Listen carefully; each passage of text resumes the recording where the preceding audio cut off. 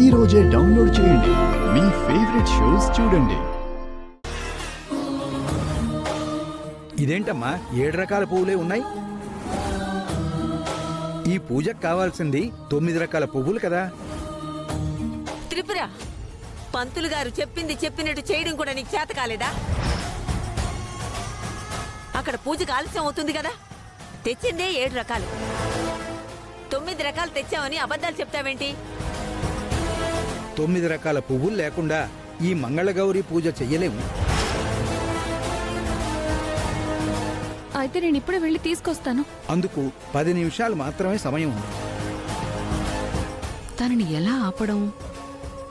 ఆ త్రిపురిని ఆపడానికి నేను ఒక ఏర్పాటు చేశాను.